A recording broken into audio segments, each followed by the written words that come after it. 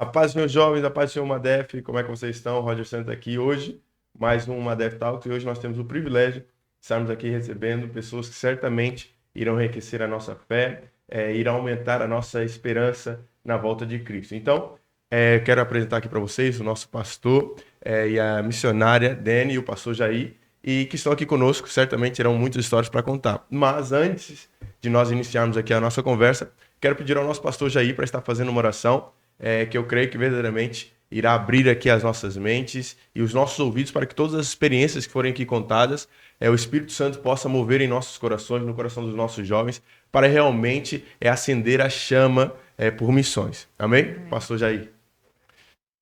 Senhor, nosso Deus, nosso Pai que está nos céus, nós queremos te louvar, Senhor, queremos te bendizer, te engrandecer, te agradecer na beleza da tua santidade. Muito obrigado, Senhor, pelo dia, pela oportunidade que nós temos de te louvar e, Deus, te bendizer, porque em ti, Pai, as nossas esperanças são depositadas. Nesta noite aqui, nessa equipe aqui com o Roger e a minha esposa, Deus, queremos, Deus, consagrar esse tempo a ti. Pedimos ao teu Santo Espírito que nos guie, coloque as palavras certas em nossos lábios, que os nossos ouvidos possam filtrar as perguntas e que as respostas, Senhor, possam alcançar o coração dessa juventude que anseia por ouvir a tua voz e por conhecer ao Senhor como único e suficiente Salvador. Amém. Nós te louvamos, te bendizemos, declaramos esse dia, o dia do Senhor, em nome e para a glória de Jesus. Amém, amém. Pastor Jair, pastora Dani, é uma honra receber aqui vocês. Amém. E sei que será um tempo verdadeiramente proveitoso para todos, principalmente para os nossos jovens que estão nos ouvindo neste momento. Pastor, eu queria pedir já para o pastor e para a pastora, vocês fiquem à vontade, tá bem? Fiquem à vontade. E eu queria já começar pronto para tentar entender um pouco, para você pedir para vocês se apresentarem também. Nós sabemos, né, que vocês são missionários na Guiné, mas vocês nasceram lá. Como é que é todo esse contexto da vossa história? Amém? Amém. Tá bom, meu querido. A paz do Senhor, amados irmãos. Eu sou o Jair da Dene. Olha. Eu sou a Dene do Jair. Oh, glória. Nós somos casados há 23 anos e 6 meses. Nós somos pais de 2 jovens. O Vitor com 21 anos. E a Daça com 20 anos. E nós somos casados para sempre. Amém. Até que a morte nos separe. Até que a morte nos separe. Porque nos céus não tem casamento. Então a vida marital, ela deve ser vivida e bem vivida aqui na terra. Então você, jovem, façam as suas escolhas de forma acertada. Amém. E para que você acerte, tem que ser guiado pelo Senhor. Amém, amém. Glória a Deus. O pastor disse que vocês são casados já há 23 anos e 6 meses. Amém. E vocês, agora estão ali em Guiné, correto? Sim. Mas vocês casaram lá, o pastor disse que pelo sotaque dá para entender que vocês são do Brasil, mas vocês casaram na Guiné, se conheceram lá. Como é que foi essa história? Essa história é... Quando foi que o pastor olhou para dentro e falou, é ela? Ô Roger, eu sou o quarto filho de uma família de 9 pessoas. Eu me lembro que quando eu tinha a idade de 9 anos, eu cheguei para minha mãe como bom baiano, sou de Salvador, Bahia, tá? Ô, glória! Eu disse assim a minha mãe, nós chamamos a mãe de manhã, de manhã, eu quero me casar. Eu só vou me casar o dia que Deus me mostrar uma mulher. Eu não tinha dimensão do que eu estava falando, poxa. E o tempo foi passando e nada acontecia. E eu me lembro que uma certa vez eu estava meditando na palavra do Senhor e um versículo me chamou a atenção. Mateus 6, 33. Diz assim, buscar-me-ei e me achareis. Quando me buscardes de todo o vosso coração. Não, buscai primeiro o reino de Deus. Obrigado, minha mulher. Buscai primeiro o reino de Deus e a sua justiça. E as demais coisas vos serão acrescentadas. E aquele dia, esse versículo destoou dos demais. Buscai primeiro o reino de Deus e a sua justiça. E o Senhor me fez entender de que eu precisava primeiro ter intimidade com Ele. Conhecê-lo de perto, identificar a voz dEle, identificar a pessoa dEle como meu Senhor, como meu Salvador, para que as demais coisas, casamento e outras coisas, me fossem acrescentadas. E o tempo foi passando, passando, passando. Muitas jovens bonitas em nossas igrejas. Mas eu aproveitei também essa fase, Roger, para não só conhecer ao Senhor, ter intimidade com Deus, mas também para me capacitar cientificamente. Porque quem quer se casar, ele tem que entender que ele vai ser o provedor da família. Sim. Ele vai ser o sustentador do seu lar, tanto espiritualmente como materialmente. E é interessante que essa intimidade com o Senhor me fez me preparar mais, tanto na parte teológica, eu fui fazer um seminário, sim, me preparar para conhecer o Senhor, mas também comecei a me envolver muito mais com a igreja. Evangelismo, ouviu, jovem? Evangelismo, oração. Eu quis participar do corpo de Cristo como igreja. E aí, eu vou falar essa fase, para dentro entrar na fase dela. Eu fui convidado por um missionário a doar as minhas férias para Jesus Cristo. Doar as férias aonde? Em Guiné-Bissau. Nós tínhamos um grupo de jovens que nós nos reuníamos todos os domingos para ir na chamada Cafua, no galpão da nossa igreja, tinha alguns andares, mas entre uma escada e outra tinha um espaço lá. Nós pedimos permissão ao pastor da época, nós limpamos aquele lugar e era o lugar onde a juventude ia orar especificamente por missões. Foi lá que nós começamos a ter as primeiras experiências com relação a missões. Fizemos EMAD e outras coisas que veio nos dar entendimento, entrar em contato com missionários, enviar carta, receber informações, para que nós pudéssemos desenvolver essas questões de o que é missões, como fazer missões.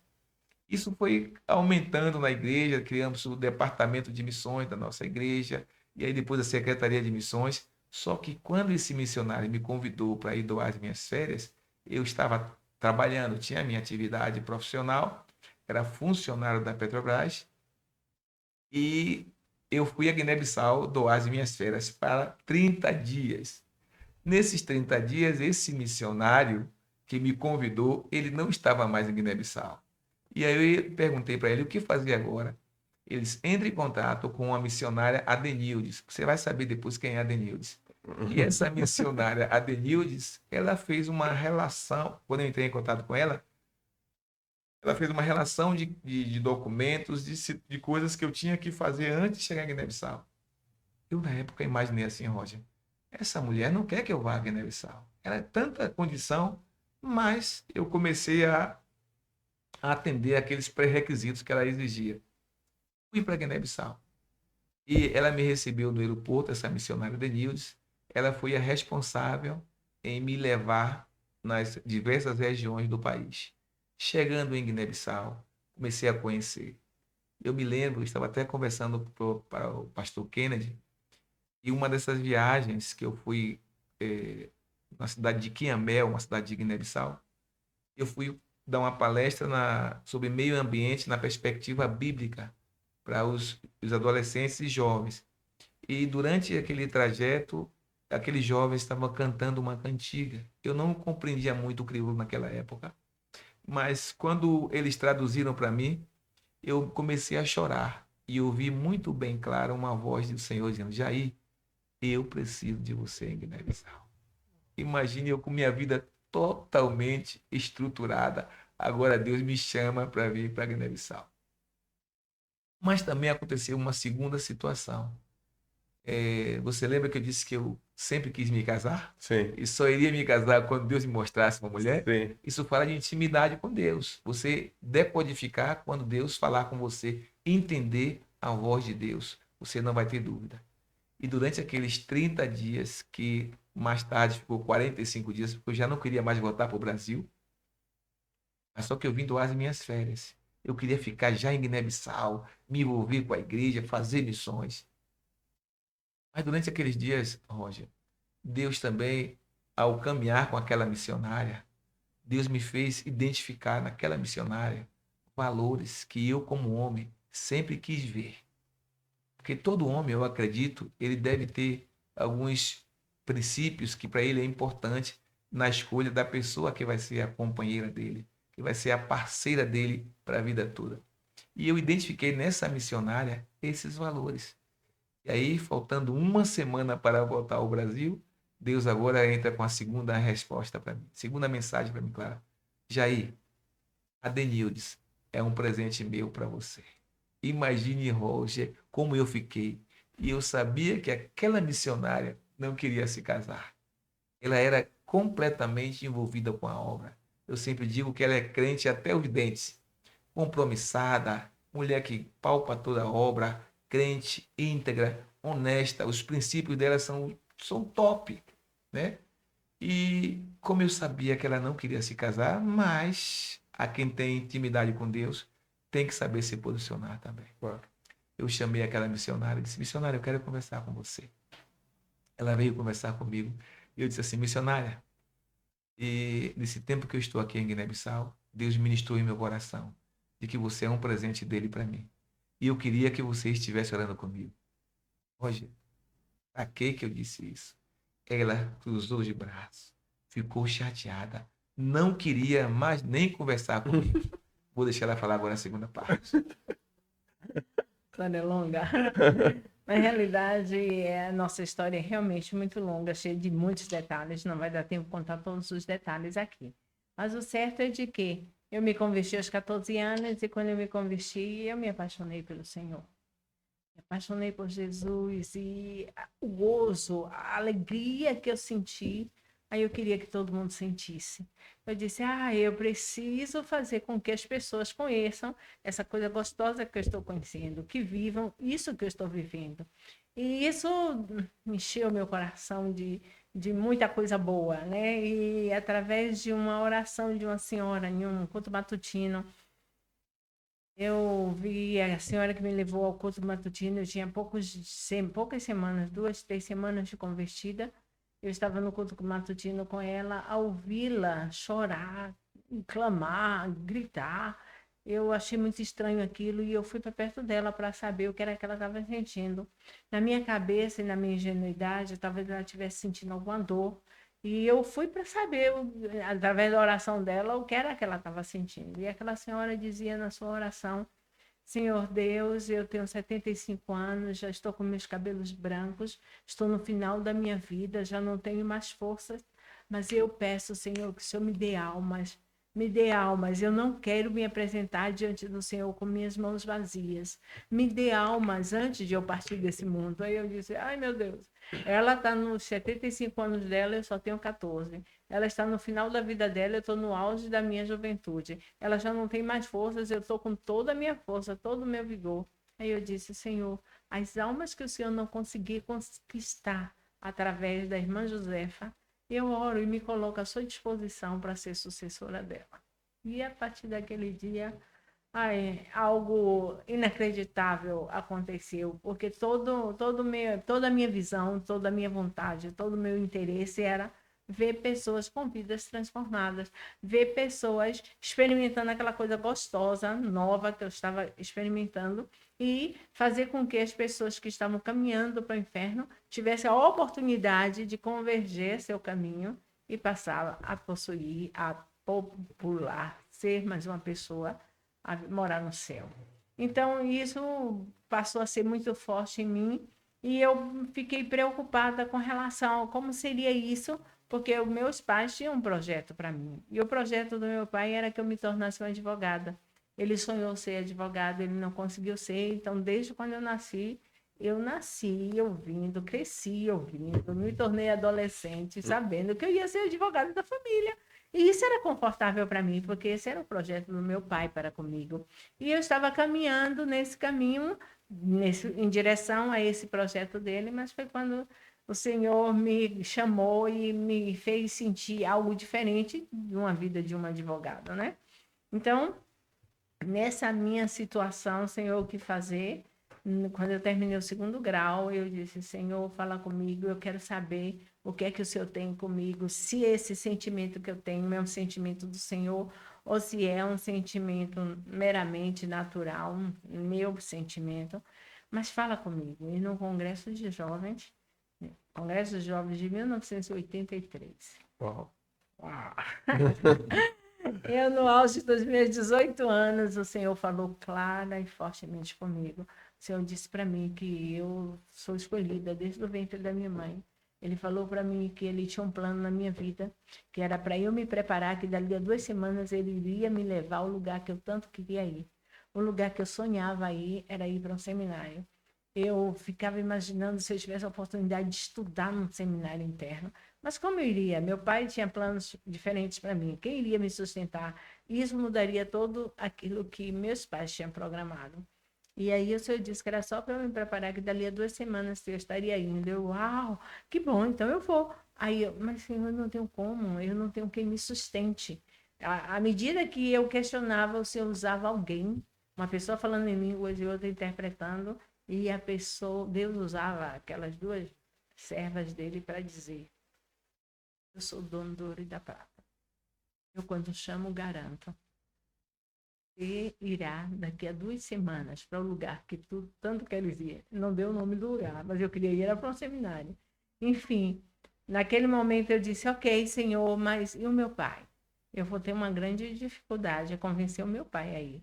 E o Senhor disse: por que te preocupas com o teu pai? O coração do teu pai está nas minhas mãos, e como o coração do rei eu inclino segundo o meu querer, o coração do teu pai também vai ser inclinado segundo a minha vontade. E no momento que o senhor disse isso, eu disse: Senhor, já que é assim, então eu vou, eis-me aqui. E me entreguei ao Senhor como uma oferta. Eu disse para Deus naquela oração: Pai, eu morro para os meus sonhos, eu morro para os sonhos dos meus pais. Eu quero realizar o sonho do teu coração.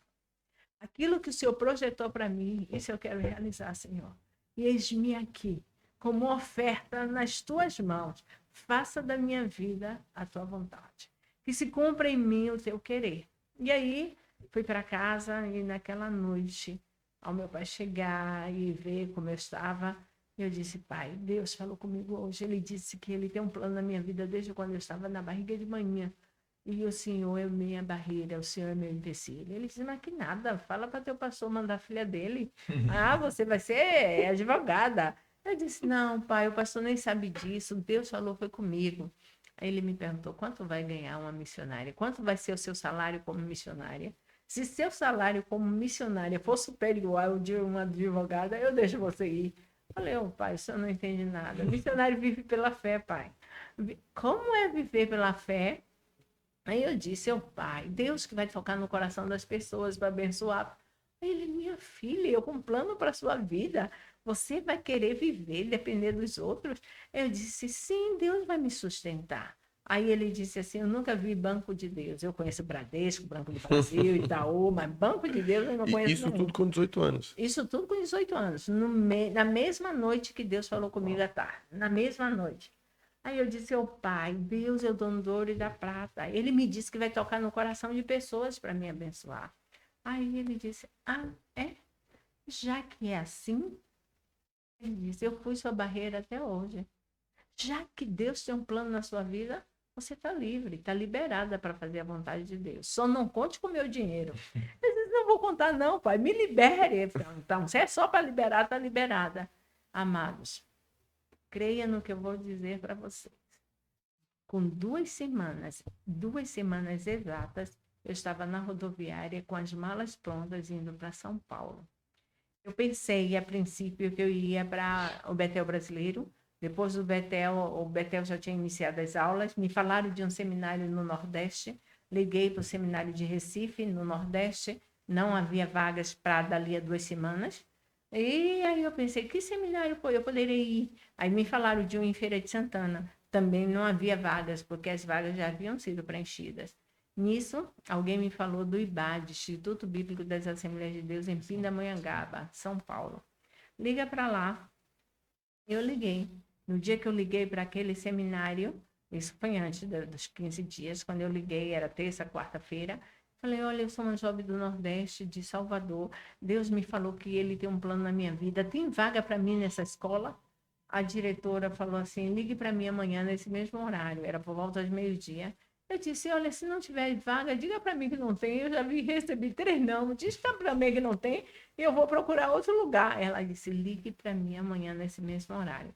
Aí eu desliguei. No dia seguinte, quando eu liguei para ela, ela disse: eu não te respondi ontem porque eu estava dormindo e Deus me incomodou para orar. Acordei para orar e Deus me falou tu irás receber um telefonema de uma jovem de uma das capitais do Nordeste.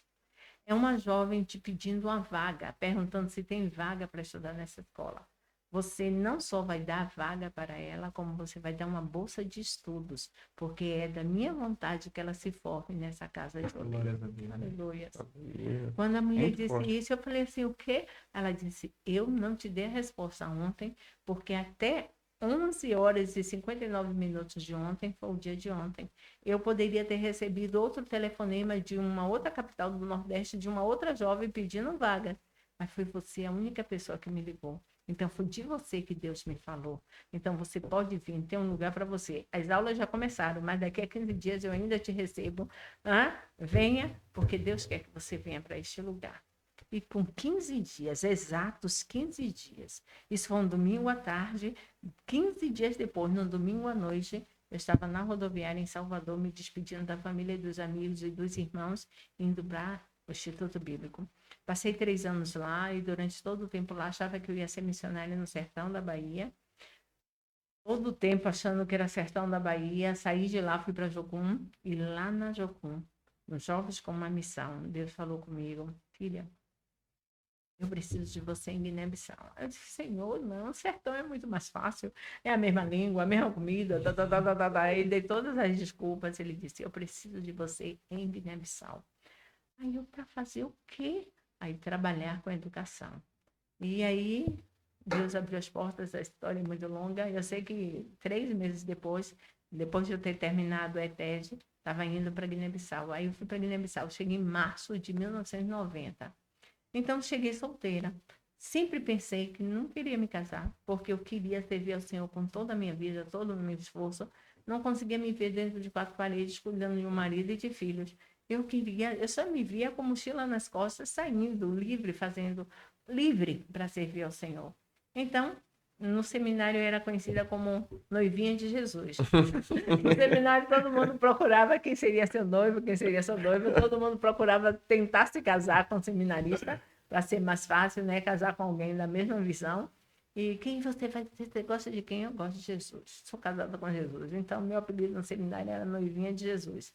Cheguei em Guiné, estava em Guiné já há 10 anos, trabalhando em Guiné com muita alegria, com tanto amor. E lá em Guiné eu era conhecida como solteira para sempre. Solteira. Eu quero casar? Não, solteira para sempre. Eu tinha planejado morrer solteira, sabe? Lá em Guiné tem algumas irmãs que deram a vida, inclusive uma muito querida, uma missionária que traduziu a Bíblia em crioulo. Ela morreu solteira. Adotou alguns filhos lá em Guiné, mas morreu solteira. Eu disse, quero ser como Miss Isabel. Raiza. Eu quero ser como Missy Raiza, né? Isabel, o nome dela em português, a Missy Raiza. Essa Missy Raiza morreu solteira, eu quero ser como ela. Mas foi aí que Jair apareceu, e aí Jair veio dizendo que eu era um presente dele para mim. Agora, você consegue imaginar a raiva que eu senti? Eu pensei, é o laço do passarinheiro. Esse daí veio para tentar atrapalhar o plano que Deus tem para mim. Se Deus tem um plano para mim, para eu morrer solteira, ele dizendo que quer se casar, mas quando ele disse isso, eu disse, irmão, eu nunca orei, não vou orar por isso. Aí ele pegou na minha mão. Ela disse, você nunca vai orar, mas eu vou orar. Peguei nas mãos dela e fiz uma oração de 20 minutos, segundo ela, né? E durante a minha oração eu disse, Senhor Deus, se este sentimento é apenas meu, tira do meu coração. Mas se é do Senhor, coloca no coração dela. Em nome de Jesus, amém. Quando eu encerrei, disse, agora você vai orar, missionária. Missionária, ela disse, eu nunca orei agora e nunca vou orar. Você nunca orou? Os missionários não oram, não é? Eu pergunto para vocês, jovens, vocês oram ou vocês não oram? A palavra de ordem nesta noite é a oração. Não tome nenhuma decisão sem antes consultar o Senhor. Tem muita gente se precipitando em tomar decisões, homens e mulheres de Deus, mas Deus quer participar das suas decisões. Ele quer guiar você. Então, palavra de ordem, oração. Na profissão, nas escolhas, peça a Deus que Ele vai te orientar. As missionárias não oram mais, não, é? Ela fez, nunca orei por isso, nem agora é o que eu vou orar. Você vai orar assim. Ore. Peguei nas mãos dela, fechei os olhos e fiquei calado, aguardando. E fiquei, ore. Aí ela orou. Aí eu disse, é para orar, vou orar, vou orar. Senhor Deus, se Jair for o laço do passarinheiro na minha vida, repreendo em nome de Jesus. Essa foi minha oração. Ah, Amém. Foi difícil para mim essa oração. Mas, jovens, ouçam, era importante que ela orasse. Eu poderia, de fato, ter sido um laço do passarinheiro. Sim. Então, não é, as coisas não são por emoção. Ela tinha que orar. E o tempo foi passando. A gente vai tentar resumir um pouquinho para não ser muito longo. E aí, passando alguns dias, eu fui na igreja, onde ela era responsável por mim e me conduzir no local. Eu perguntei para ela, vem cá, qual das Denis é a verdadeira? É essa de agora ou a anterior? O que aconteceu foi o seguinte, eu fiquei tão aborrecida com esse homem, que até a voz dele me irritava.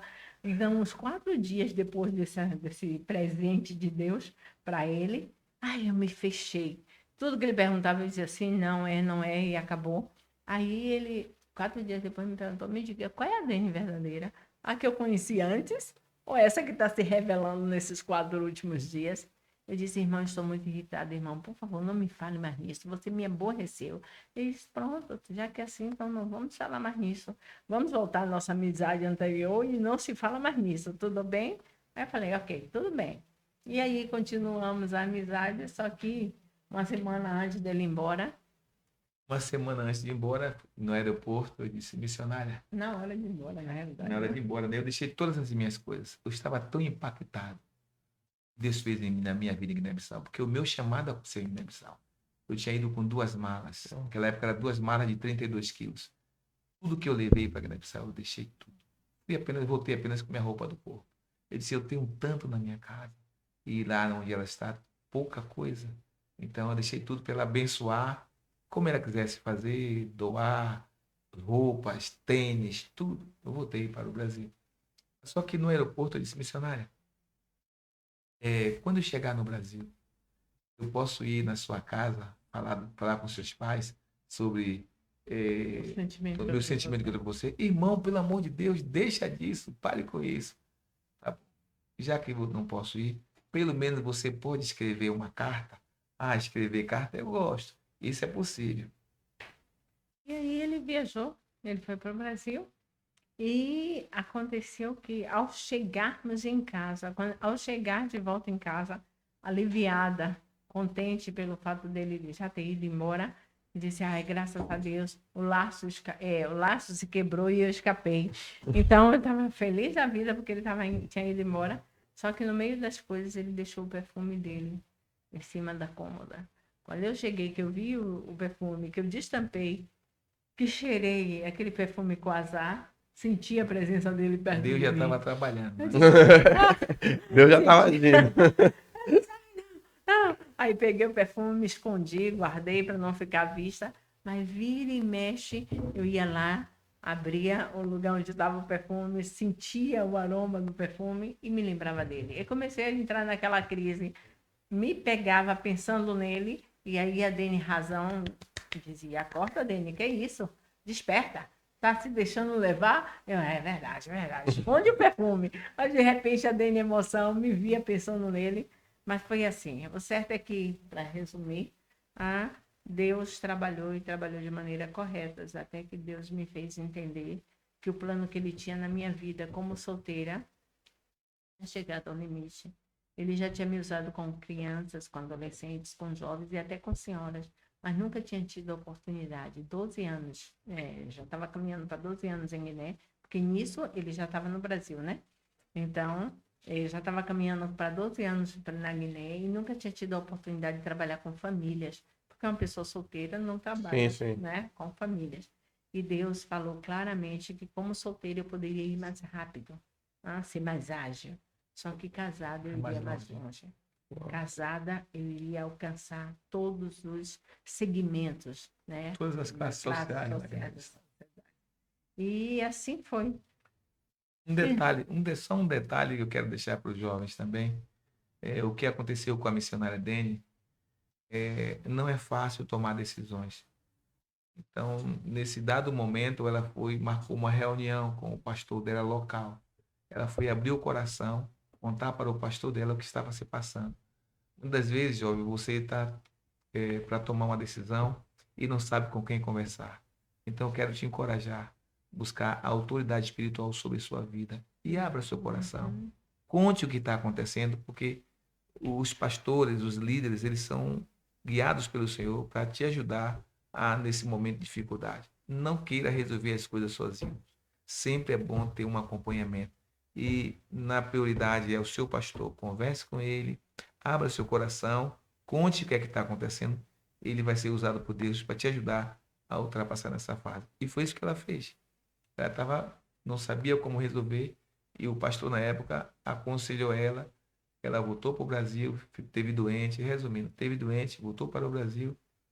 Nós nos encontramos, conversamos e antes de avançar, nós decidimos fazer 10 dias de jejum para ter uma confirmação. Durante 10 dias, de meia-noite até 6 horas da manhã, tá? 6 horas da tarde. Não é um padrão não, viu, gente? É apenas o que aconteceu com a gente. Não Daí- quer dizer que você tem que fazer isso. Mas no nosso caso, quando se trata de casamento, que é uma decisão muito forte, muito especial, você precisa ter a convicção de que realmente é o homem de Deus, é a mulher de Deus para a sua vida, porque no nosso vocabulário como homens e mulheres de Deus, divórcio não existe. O casamento, só a morte que pode nos separar. Então faça as escolhas certas. E a escolha certa precisa de ser guiado por Deus. Ter a bênção das autoridades, seus pais, seus pastores, né? E aquelas pessoas que você sabe que têm influência na sua vida. É importante que elas também apoiem. Se alguma dessas pessoas der um sinal amarelo, opa, é atenção. Não avancem sem a bênção dessas pessoas. Durante 10 dias nós fizemos jejum de meia-noite até 6 da tarde. No final de 10 dias, nós nos encontramos e cada um compartilhou a sua palavra. Naquele dado momento, nós marcamos no Campo Grande. Não sei quantos de vocês conhecem. O Campo Grande é um local em Salvador. Não sei se você conhece, mas foi o local onde nós marcamos nosso encontro. Quando eu cheguei para conversar com ela, ela me deu algumas respostas que não foram aquilo que Deus tinha ministrado no meu coração. Foi uma prova ao nosso casamento. E naquele dia o Senhor me fez, aí cala a tua boca. Calei a minha boca, passando 15 dias depois, nós nos encontramos, eu fui até a casa dela, disse, quantas vezes eu desejei entrar na sua casa e contar o desejo que eu tenho de estar com você, como marido, como uma família. Ela disse, por que você não entra agora? Resumindo, os pais dela nos abençoaram, os meus pais nos abençoaram, os nossos pastores nos abençoaram, e no dia 6 de julho de 2002, nós nos casamos. E depois do casamento, a gente teve o treinamento com noivos, com casais, e é um ministério que nós fazemos em Guiné-Bissau. Nós trabalhamos em Guiné-Bissau, alcançando as famílias guineenses para Cristo. Amém. E agora o pastor entrou no ponto que eu queria precisamente adentrar para nós sabermos. O pastor falou, vocês se conheceram então em Guiné. Aham. E verdadeiramente, para mim, vocês são a idealização da famosa frase que Deus não une pessoas, Ele ele une une propósitos. É verdade. Entende? O Senhor, ele tirou o pastor Jair do Brasil Aham. para Guiné e mudou o coração da missionária dele para verdadeiramente abraçar esse propósito familiar para vocês serem referências e tocarem outras famílias em Guiné. E eu gostaria de saber, vocês estão há quanto tempo em Guiné também? Assim, no total, mais ou menos. Ok. No total são 35 anos. 35 anos já em Sendo Guiné. que ela tem 35. 35 juntando casado com solteiro. É. Casados, 20 anos. 20 20 20 anos. Ah. E durante esse período em Guiné, o pastor disse que agora vocês trabalham com as famílias guineenses. Guineenses. Como é que é o vosso trabalho lá? E também eu gostaria de saber, assim, curiosidade minha, qual foi a maior experiência, boa ou má, que vocês tiveram ali trabalhando com as famílias? É algo que ficou marcado assim para vocês. Talvez foi algo que passou já aí, talvez foi algo diferente ao missionário dele, não sei. Mas eu gostaria que vocês compartilhassem com a gente uma experiência assim que marcou a vossa vida. Eu tenho uma experiência que eu passei quando solteiro, quando eu estive lá em Guiné-Bissau, porque nós somos tendenciosos a querer comparar o Brasil com o país onde você está vivendo. É um erro que não deveria ser cometido, mas eu queria comparar. E lá eu fiz amizade com os jovens, né? E teve um jovem, não vou citar nomes, Sim, sim. lá em Guiné-Bissau, que nós fizemos amizade. Então, a amizade lá em Guiné-Bissau é muito forte, né? E tem algumas maneiras de expressar que no Brasil seria mal interpretado. Uma delas é o amigo lá dos homens, quando ele tem uma amizade muito forte, ele pega na sua mão e anda de mãos dadas com você. Ok. Quando o guineense pega na mão do outro e anda de mão dada, isso quer dizer que ele tem uma amizade muito forte. E nós começamos a andar na rua, em plena rua, de mãos dadas. E para mim aquilo era um choque por conta do que eu tinha aprendido no Brasil, que Sim, sim. homem pegar na mão de outro homem, né, tem um cunho completamente pejorativo. E quando aquele amigo pegou nas minhas mãos e começou a andar, eu comecei a suar frio. Mas eu queria largar as mãos dele, mas ele pegava nas minhas mãos, os dedos entrelaçados, olhando dentro dos meus olhos, dizendo: Zaí, você é meu amigo, a boinha amigo, no crioulo, você é meu amigo. E naquele momento que eu queria largar ele, Deus ministrou no meu coração. Esse é o povo que eu lhe dei. Não olhe pela perspectiva do Brasil, mas olhe na perspectiva do povo guineense. E Deus começou a me quebrar. O que aconteceu? Eu fui contar para a missionária Dani o que aconteceu. Isso. Ela contou para todos os jovens da igreja e agora todos os jovens queriam pegar na minha mão. E Deus foi quebrou mesmo meus dentes de uma maneira toda especial. Esse para mim foi um choque que marcou muito a minha vida. Uhum. Eu gostaria de compartilhar, são tantos, eu fiquei assim imaginando o que, que eu poderia compartilhar. Muitas experiências vieram assim à mente, mas uma coisa que eu gosto muito de contar é que, eu sinto de contar isso aqui agora. Lá em Guiné, quando uma criança nasce com um defeito, geralmente a família ou leva para o mato para ser destruída, morta lá no mato, ou coloca nas águas, para a água levar, ou decidem que ela morra por inanição. Não dá alimento para que ela venha morrer de falta de alimento, né? E aí, no caso, nasceu um rapaz, um menino, e ele tinha os lábios abertos. Nasceu com os lábios abertos e nasceu o vesgo de um olho. E aí a família não o recebeu como uma criança normal, Saudável. uma criança saudável. Disse, não, isso é Irã. Quando a criança nasce com um defeito, com uma situação anormal, é Irã, né? Então os pais ficaram, o que, que a gente vai fazer com eles? Aí o pai e a mãe decidiram, no meio da noite, levá-lo para a mata, para deixá-lo na mata. E saíram de casa com aquele bebê nos braços e entraram mata adentro. Só que, no meio do caminho, cruzaram com o padre. O padre deparou com eles, o padre daquela paróquia, daquela localidade, né? E o que vocês estão fazendo aqui? Ah, nada, nada, nada. Vocês aqui com a criança na mão.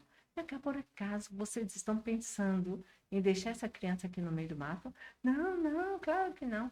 Por favor, me diga, porque se vocês estão pensando em deixar essa criança no meio do mato, eu quero essa criança. Me dê que eu tomo conta da criança. Aí os pais, não, não, não, não, esse é nosso filho, não. Ele era bebê ainda, né? Então o padre foi e eles resolveram voltar para casa. Voltaram para casa e ficaram pensando: se o padre, que não é pai, não é mãe, não tem nenhum vínculo de sangue com a criança, desejou criá-lo, como é que nós, como pai, vamos deixá-lo na mata para ele morrer? Aí resolveram criar o menino. E graças a Deus, esse menino cresceu. Ele se tornou um rapaz, continuou com aquele problema. Em uma certa feita, ele teve a oportunidade de fechar os lábios, fez cirurgia, e os olhos continuou vesgo, mas um rapaz extremamente inteligente, sabe? Muito dedicado, mas com aquele sentimento de inferioridade, baixa estima, por causa da situação da aparência dele. Não é que esse rapaz mostrou-se, se converteu, graças a Deus, cresceu no Senhor e se tornou um líder da juventude lá de Guiné. E como líder, ele é muito bom nas finanças, um homem muito bom, excelente, lida muito bem com números. Então, tesoureiro da Juventude Nacional, envolvido com a juventude da igreja. Não é que um dia ele saindo, conversando com uma das moças que também, da liderança da igreja, vinha um carro em alta velocidade e ela estava do lado, ele do lado protegido e ela do lado que o carro passou. Quando ele viu que o carro estava vindo na direção dela, ele é fraquito, ela forte. Ele pegou ela com toda a força, puxou ela do lugar onde ela estava, a protegeu. Ela disse, uau, que homem é esse? É esse homem que eu quero para ser meu esposo. Enfim, enfim. Esse casal nos procurou. Nós tivemos a alegria de dar curso de noivos para ele. Trabalhamos com curso de noivos. Tivemos a alegria de trabalhar 9 semanas com eles no curso de noivos. Eles absorveram, fizeram um casamento abençoado. Hoje são pais de 3 filhos. E hoje eles são os responsáveis pelo curso de noivos da Guiné. Sabe, pense num homem, numa mulher de Deus que abraçou o ministério e ele cresceu tanto, sabe? Ele só precisava daquilo que um homem precisa, de ter uma mulher ao lado para dar aquele apoio, aquela força, Sim. dar aquele ânimo, aquele encorajamento. E é um casal assim brilhante, é o nosso braço direito no ministério e, sinceramente, a gente vê o que é que Deus faz quando as pessoas se colocam à disposição dele. Ele é capaz de mudar a história, né? Sem E dúvida. lembrando da história dele desde o nascimento e vendo ele hoje. E hoje ele está numa posição de destaque lá em Guiné, na sociedade e também na igreja evangélica, para a glória de Deus. Glória a Deus. E a pastora contou aí precisamente sobre a infância desse hoje homem, que poderia ser totalmente diferente. Hoje poderia já nem existir mais. E eu fiquei, mediante a professora estava contando, como eu não sabia, não conheço muito a respeito da cultura guinense. Isso é algo cultural mesmo? É algo, entre aspas, assim, normalizado? Normalizado não, mas cultural sim. Tem muitas coisas que são costumes culturais. Sim. Não é que seja normal. Continua sendo anormal, mas só que, como na nossa cultura nós temos o hábito de fazer isso, acaba sendo normal para aquela cultura, que acaba sendo anormal para quem está à parte e não concorda. Entendeu? Sim. Mas isso acontece. Mas com a chegada do evangelho, isso tem diminuído de forma assim mesmo grandiosa. Que o evangelho é o poder de Deus. A partir do momento que tem um conhecimento, a criança, quando ela vem ao mundo, é Deus que permitiu. Claro, sem dúvida. Quem dá vida e quem tira a vida é Deus. Então, a partir do evangelho, do entendimento das pessoas, que mesmo aquela criança tendo um defeito físico, ela é uma criança, é uma vida e precisa ser cuidada. No passado, essa prática era muito mais constante. Hoje tem diminuído muito mais. Bastante. E glória a Deus por isso, porque como o pastor mencionou, toda criança que nasce é projeto de Deus. Sim. Projeto de Deus. E nós podemos analisar a história desse rapaz e Deus tinha um projeto para a vida dele. Ele foi encontrado, ele poderia ter sido encontrado por um policial, poderia ter sido encontrado talvez por um enfermeiro, poderia ter sido encontrado por qualquer outra profissão, entre aspas, ou qualquer outra pessoa. Foi encontrado por um padre que automaticamente já encaminhou ele para os caminhos certos. Conhecereis a verdade e a verdade vos libertará. Então eu fico feliz porque o evangelho ele tem esse poder de libertar as pessoas independentemente da cultura, entende? E a cultura que nós temos que vivenciar nos dias de hoje, em nossas vidas, é a cultura do reino.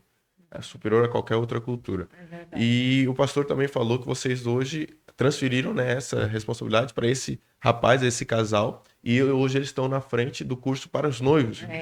E eu gostaria de saber como é que funciona a juventude lá em Guiné-Bissau. Como é que está a juventude em si, o ministério. O pastor disse, vocês têm lá a igreja, estão pastoreando a igreja lá, sim.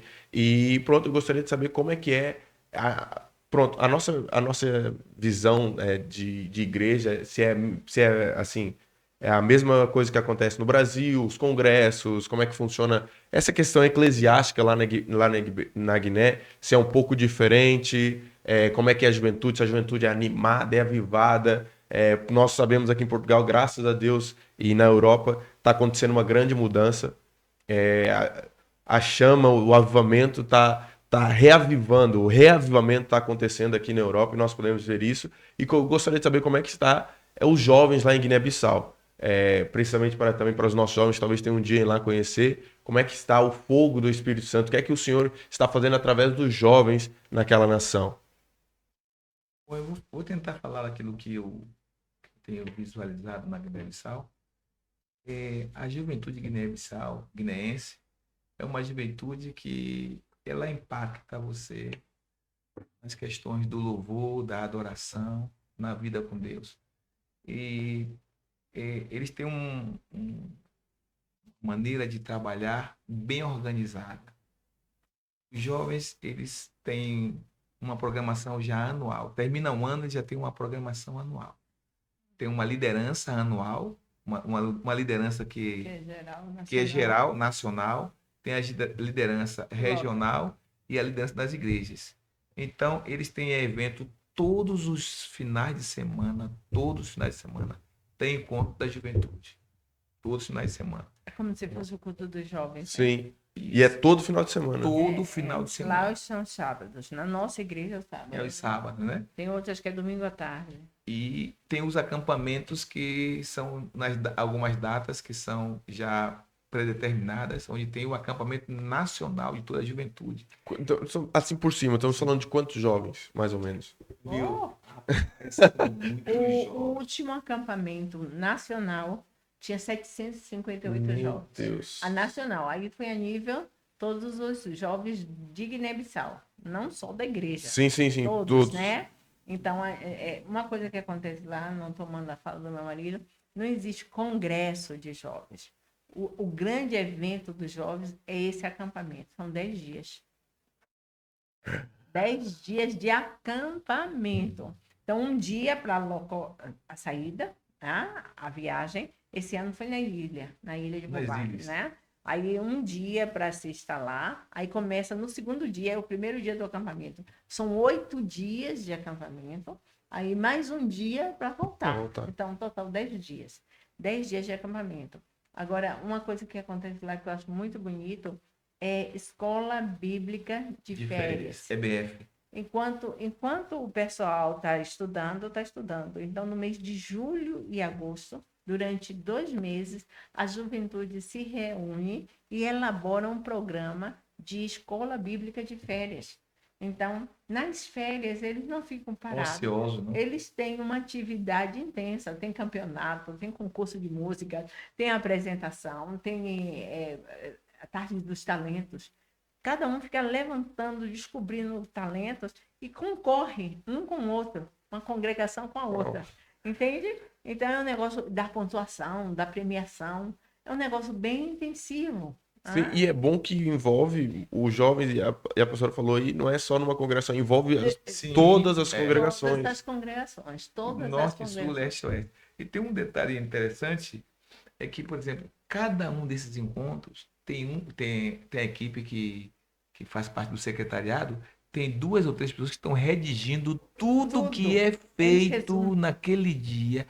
Quando termina o culto, o secretário vai lá na frente e lê. É como se fosse uma ata. E lê todos os detalhes. Mas é algo maravilhoso. Tudo o que acontece, a leitura da palavra, os testemunhos, os objetivos, é algo mesmo. Eles são bastante organizados com relação a isso. Então, os louvores, a adoração, é impossível você ir na Guiné-Bissau. Não só nos jovens, mas quando começa a louvar, você fica parado. É impossível. Você pode ser o crente mais travado que seja, mas quando eles começam a louvar, a adorar a Deus, às vezes não tem nem instrumento.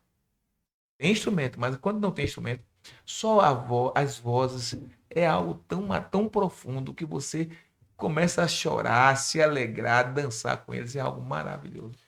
E outra, as campanhas de evangelismo. Muitas de nossas congregações, elas foram fundadas pela juventude. Evangelismo da juventude. Evangelismo. Eles oram, vão para um lugar, e nesses acampamentos, eles já preparam todo o material de evangelismo e saem os grupos, as duplas, evangelizando, e ali já sai todos os acampamentos, quando eles voltam, tem um lugar que foi alcançado por conta disso. Então, a própria juventude que mobiliza, assim, em grande força essa questão do evangelismo. Sim. Uau. Isso é muito, muito forte, porque, por norma, vou falar aqui num contexto geral, quando chega ali alguns jovens, no contexto ali da adolescência e juventude, eles se retraem um pouco. Talvez com um pouco, não sei se vergonha é a palavra certa, mas ficam ali receosos de expor aquilo que eles vivenciam, aquilo que eles carregam, para o seu colega de escola. Estou falando aqui num contexto Sim, sim, aqui em só Portugal, normal, e às vezes até mesmo no Brasil. E em Guiné já é precisamente o oposto. Eles não guardam aquilo que eles têm, Não. a alegria que eles têm, o evangelho, aquilo que mudou a vida deles para eles, desde a juventude. Não, eles mobilizam o evangelismo nacional, geral. Nacional. Sim. Não, isso é muito impactante porque é um contexto totalmente fora do quesito do normal dos jovens, assim. E nós estávamos falando, pastor, a respeito dos jovens, e eu fiquei curioso, porque os jovens em si só, nós aqui na igreja, nós tivemos a nossa festa da gratidão, e o pastor falou sobre a questão do louvor, e aqui na igreja nós temos o coral africano, organizado ali pela igreja de Sintra, da DF Sintra, e o que o pastor falou, e na minha mente veio logo, realmente é um grupo, não é uma nação, não é uma congregação inteira, como o pastor falou, mas é um grupo de mulheres, de ali 15 a 20 mulheres, que, meu irmão, elas entram para cantar na igreja, só com voz. Pode ser, na festa da gratidão nós tivemos aqui cerca de 300 a 400 pessoas, não teve um que ficou sentado. Elas entraram cantando só com voz e Arrebanhando. arrebanhando. A alegria, é uma alegria e é uma sinceridade na adoração que contagia. Que contagia. Agora eu queria saber de onde provém essa essência da adoração. Talvez é algum contexto que eles cresceram, de onde provém, se os pastores puderem talvez trazer alguma clareza sobre o assunto, talvez seja dificuldade ou não sei, mas de onde provém essa sinceridade, essa autenticidade na adoração, que em qualquer ambiente que eles estejam, eles não são contaminados, talvez igual o pastor falou, a rigidez, a frieza de ficar ali, talvez só levanta a mão ou nem levanta, não. Onde eles estão, eles contaminam o ambiente com essa adoração, com esse peso de uma adoração sincera, com todo o corpo, com todo o gesto, com toda a palavra, com todo o seu ser, que é o que nós deveríamos vivenciar todos os dias. Eu gostaria de saber se poderiam trazer uma clareza sobre esse assunto. Na minha singela opinião, eu vejo que vem de gratidão a Deus. Gratidão a Deus pelo que Deus fez por elas. Por eles, eu não estou falando elas, só mulheres, por eles. Gratidão a Deus pela salvação. Gratidão a Deus pela vida. Gratidão a Deus pela oportunidade de pertencer à família de Deus. Sabe, é um sentimento de gratidão tão grande que eles expressam em movimentos. Através do do corpo. louvor, através da expressão corporal, eles são muito de expressão corporal. Então, tudo para eles, quando ele quer expressar gratidão, ele canta e eles criam, tem letras que mexem com o seu coração de uma forma, mas também a expressão corporal, que é a dança, uma das formas que eles têm de louvar o Senhor, adorando, tanto isoladamente quanto em grupo. Em Sim. grupo. Lá o trabalhar em grupo é muito forte isso. E o que eu acho lindo é que na hora do louvor não tem essa de ficar parando, ninguém para ficar olhando como Olhando é que o a outro, pessoa não. tá. Coisa brota, coisa flui, entende? Você não está ali preocupado, alguém está me olhando, Isso. eu estou olhando como é que Isso. fulano. Não, é natural, é espontâneo, sabe? Sim. E aquilo mexe, contagia. Diferente do contexto, nosso contexto brasileiro. Fica um observando. É. Ele não está nem preocupado com você. Ele está preocupado em adorar a Deus, em agradecer a Expressar Deus. Deus, né? A sua gratidão com movimentos, com cânticos, com a forma corporal, sabe? Isso se torna muito natural.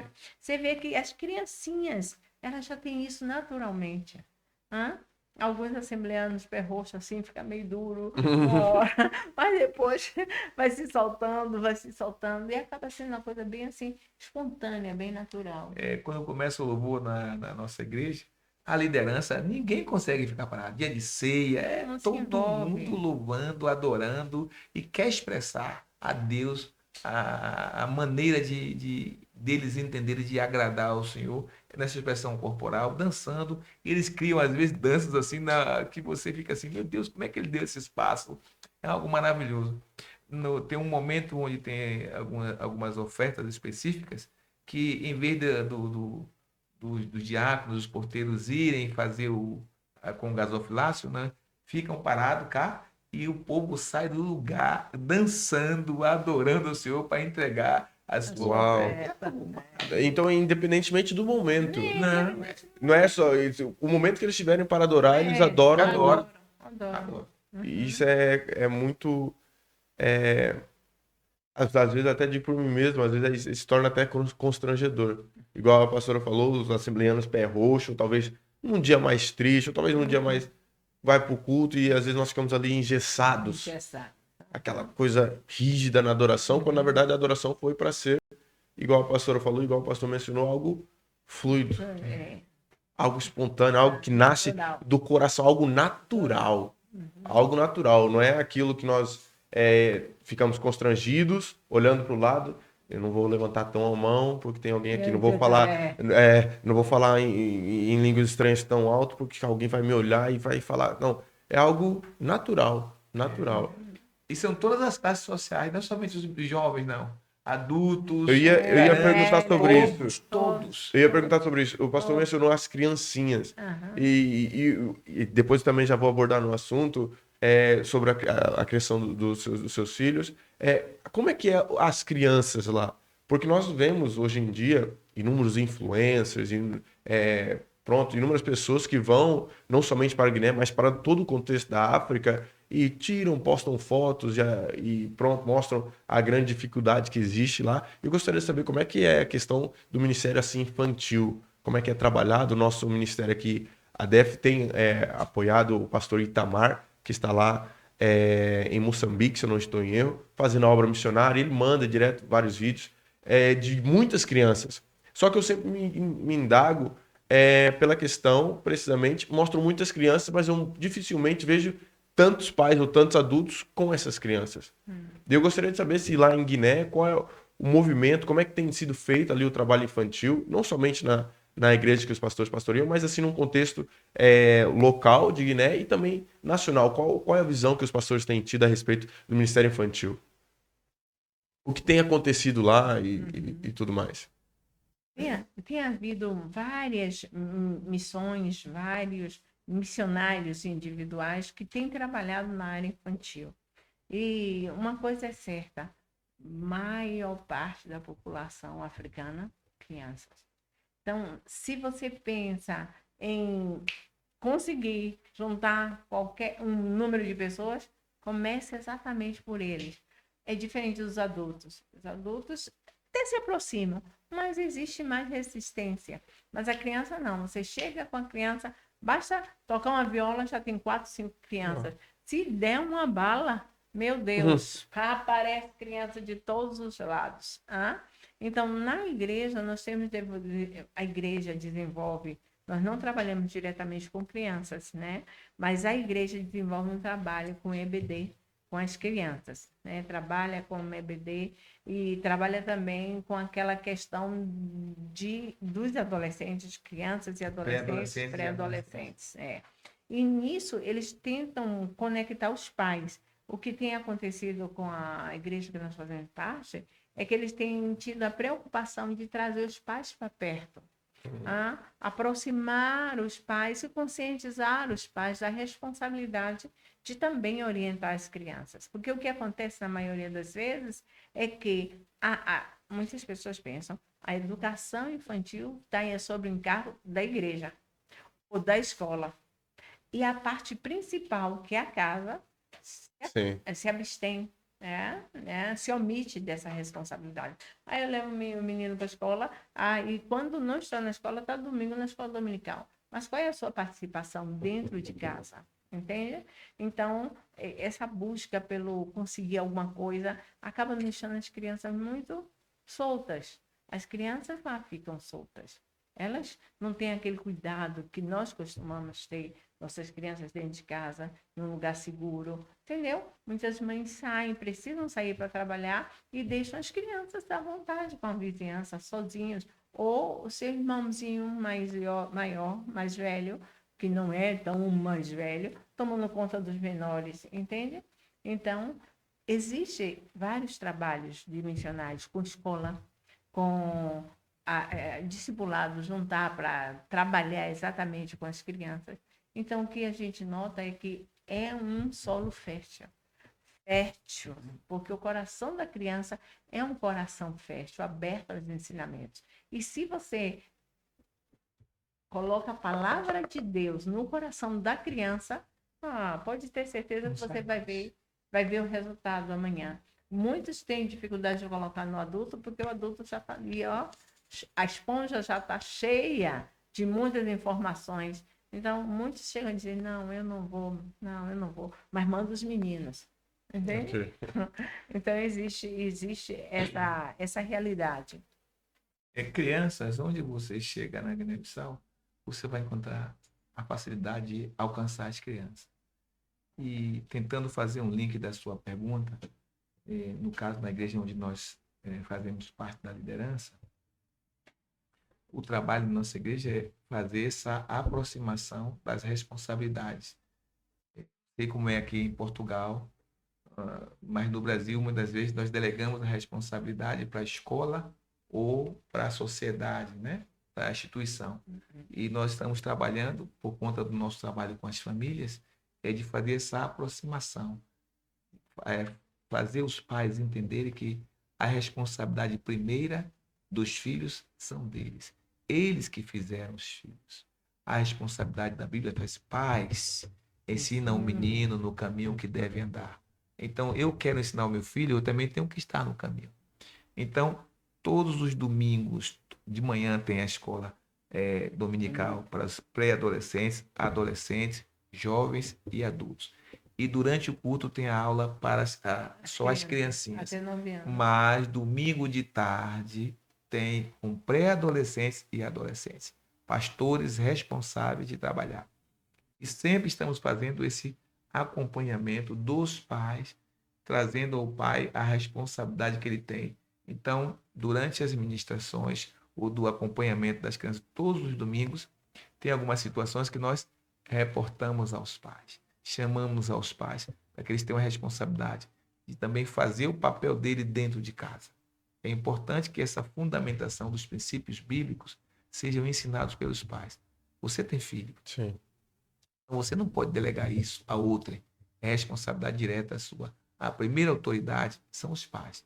E aí um recado para os pais que são evangélicos, que têm Cristo como seu e Salvador. A responsabilidade primária de ensinar o teu filho é seu, é sua e de sua esposa. Os dois juntos, conhecendo a Deus e ensinando os meninos no caminho, os princípios, a disciplina, a correção, o ensino, fazendo Deus conhecido a partir de dentro de casa.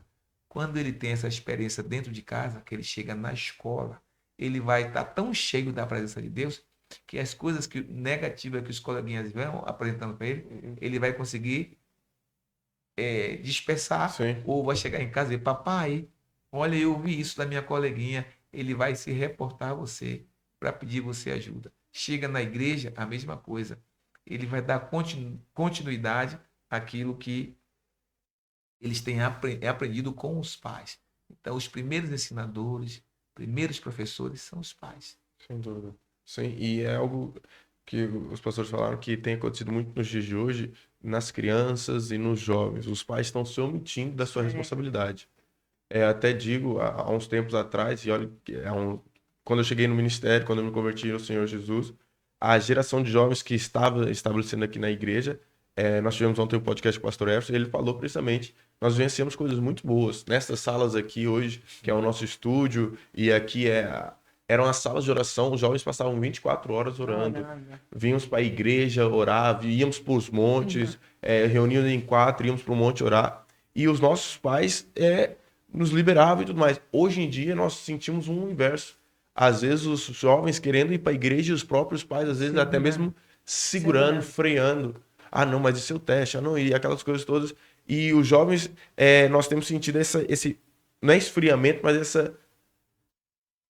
esse freio, por assim dizer. Os pais, em vez de impulsionarem os filhos a estarem cada dia mais na casa do Senhor, estão freando e transferindo a responsabilidade que eles têm como pais para os pastores, para os líderes. Aí depois, se o filho desvia ou sai da igreja, aí vai, não, a culpa é do pastor, o pastor não tá. Não, mas na verdade, eu como pai, eu como responsável, eu tenho que ensinar a Bíblia dentro da minha casa. Tem mais importante, e eu costumo dizer isso, mais importante do que o culto na igreja é o culto no lar. É o culto no lar. De nada serve o culto na igreja, aquele mover, aquela coisa toda, se não há o culto no lar, se não há o culto dentro de casa. Então, eu e a minha esposa, nós ainda teve agora a Def Kids aqui na igreja, que é um evento para as crianças, compramos uma Bíblia de capa durazinha, assim, de capa dura e as folhas duras para o nosso filho, e ele abre a Bíblia e já sabe. Bíblia em ação, né? Tem a Bíblia em ação, mas essa é para mais um, maiorzinho. Ele ainda é pequenininho. Aí ele abre e como vê alguém assim de roupas brancas, uma faixa vermelha, um cabelo comprido, ele, Jesus. Já identifica. Entende? Então essa é a nossa maior responsabilidade como pais. E o pastor falou, pastor, vocês têm quantos filhos? Temos 2 filhos. 2 filhos. Vitor e a Daça. Nossos filhos foram criados em Guiné-Bissau. Nasceram lá? Nasceram no Brasil. Nasceram no Brasil, mas Guiné-Bissau. Em Guiné-Bissau, ok. Então, nossos filhos é um exemplo disso. Sim. E esse é a nossa Desculpa, primeira... tem quantos anos? O Vitor tem 21 anos. 21? A Daça tem 20. Tem 20. Okay. Um ano e meio de diferença entre eles. Ok. Vitor, esse ano está agora no dia 5 de dezembro, estará finalizando o seminário. 4 anos de teologia. Ele resolveu dar o dízimo da escolaridade dele, quando ele terminou a 12ª, para Deus. Ia dar 1 ano para Deus, 12 meses para Deus, num tempo só ele com Deus. Durante esse período, na teste de sobrevivência, passou 3 dias na selva, na mata.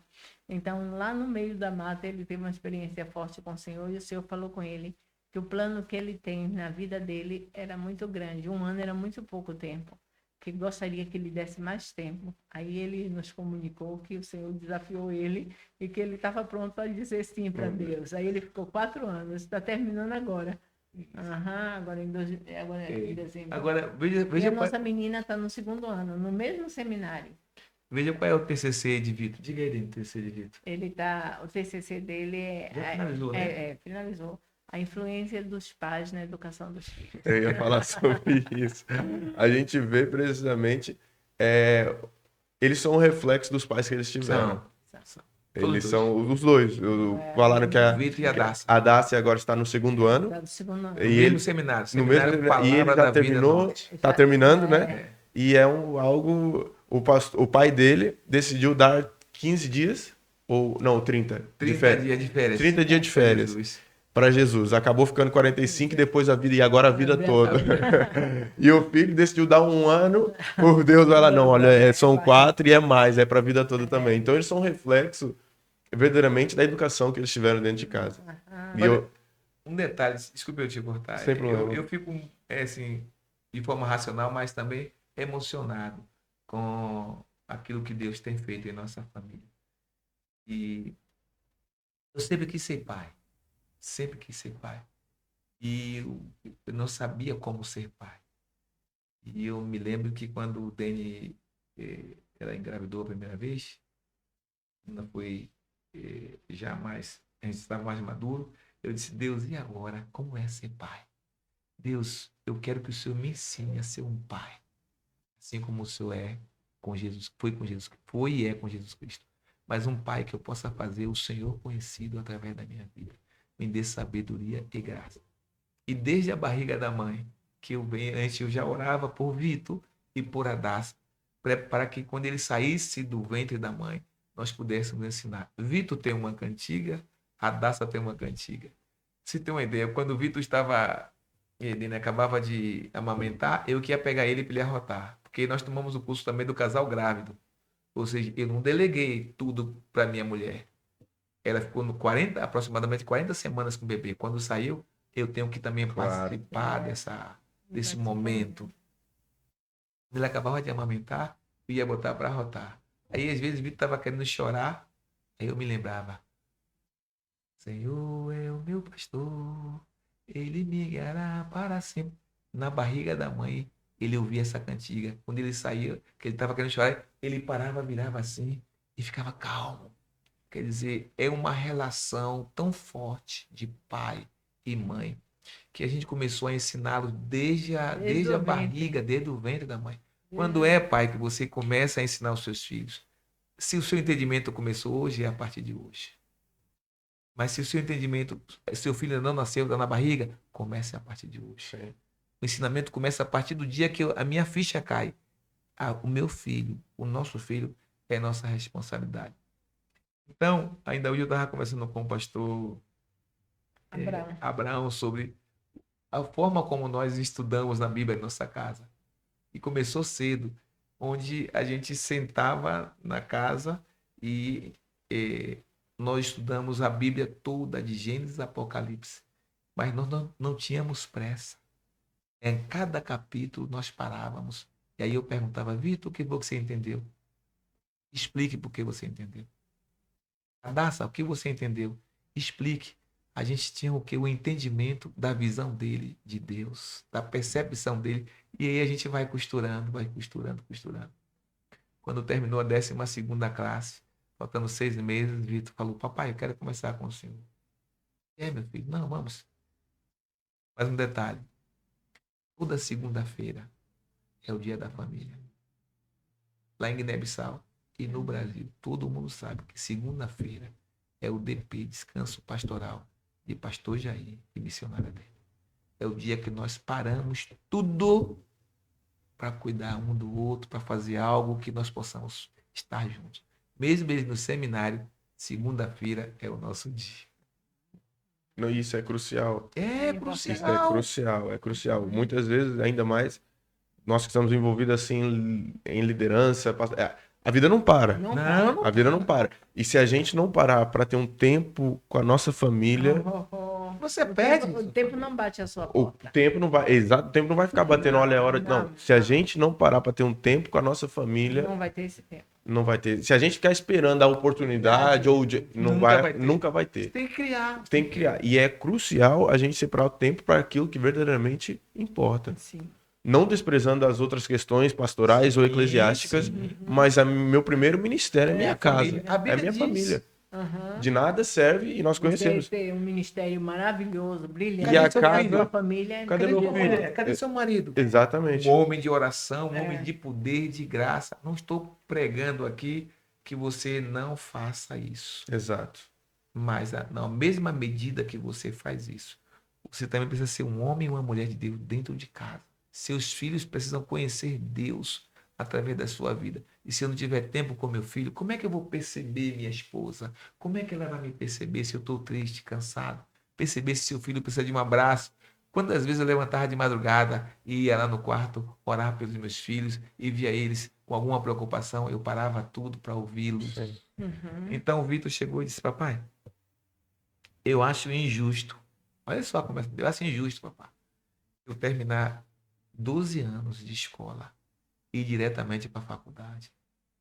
Por que, meu filho? Não, papai, o que Deus tem feito na minha vida e através da nossa família, eu preciso doar 1 ano para Deus. Aquilo me pegou de um jeito. Aí, tá bom, meu filho. E o que é que você quer fazer? Vamos orar, papai. Vamos orar para que Deus mostre um lugar para a gente, para que eu possa ir e doar 1 ano para Deus. Aí a segunda parte a gente já falou. Era 1 ano. Hoje está finalizando o 4º ano. A Daça, no 2º ano. Graças a Deus, estou todos dos... Porque, meus irmãos jovens,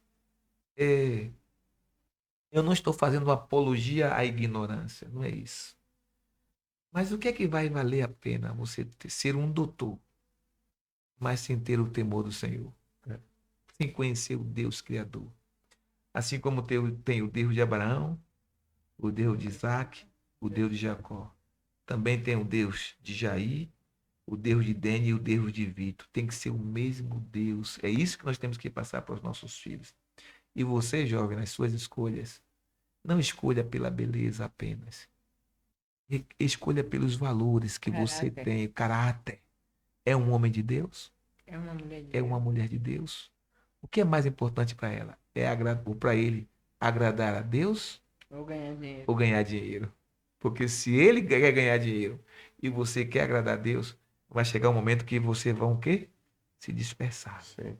Então, nas escolhas, os valores têm que coadunarem. E hoje, graças a Deus, eu posso dizer assim, eu e a minha casa, nós servimos ao Senhor. Não é só serviremos, servimos ao Senhor. Glória a Deus. Glória a Deus. Não, e o pastor estava falando isso, meu filho ainda é novo, mas a minha maior responsabilidade é passar para ele a chama que está no meu peito por Jesus. Amém. Deixa esse Eu legado. deixar esse legado para ele. Eu não tenho nada melhor que eu possa oferecer para ele. A minha vida vai ser totalmente vazia e sem sentido e sem propósito. Se algum dia eu tiver liderando uma multidão de jovens e não ver meu filho lá no meio, vai ser totalmente sem sentido eu ter conquistado tudo e mais alguma coisa e ter perdido a minha própria casa. E mais fundamental do que ter perdido a minha própria casa, eu não quero simplesmente que ele esteja nos caminhos do Senhor. Da mesma forma que o pastor e a pastora passaram essa chama que arde em vosso coração para os vossos filhos, eu oro e busco por isso, passar possível. esse mesmo desejo, esse mesmo fervor, não somente em questão de igreja, não, essa mesma paixão por Cristo, que queima todos os dias. Eu quero plantar isso dentro do meu filho. Amém. E eu estou impactado com a história dos pastores, porque realmente hoje em dia nós vemos uma grande dificuldade em pais que se posicionam de uma maneira correta, de passar isso para os filhos. E aqui já, não, igual o pastor, não é criticando ninguém, mas isso daqui isso daqui não estou falando de pais que não ocupam cargos ministeriais, não. Estou falando aqui, na verdade, de pastores que se envolvem tanto com a igreja, se envolvem tanto com o ministério. Eu não estou dizendo para você não se envolver, mas se envolvem tanto ao ponto de não fazer ali uma alteração das prioridades. Nós temos que, agora falando aqui numa questão mais pastoral, nós temos que estar sempre envolvidos com a nossa igreja, com a nossa liderança, com todas as questões pastorais, mas nós não podemos esquecer da nossa casa. Não podemos esquecer da nossa casa. Igreja. É a pequena igreja. Nós não podemos esquecer da nossa casa. E pastor, eu gostaria somente aqui já de, então, pedir ao Senhor duas coisas. Se o Senhor puder revelar qual foi o maior segredo, ou qual foi a tática, a estratégia que o Senhor usou, ou se isso foi algo natural, para plantar esse fogo dentro dos seus filhos. Nós vimos que isso não foi algo que o Senhor determinou para eles. Não, você vai fazer isso, se eu fiz, você vai fazer. Não, eles almejaram, eles buscaram por isso.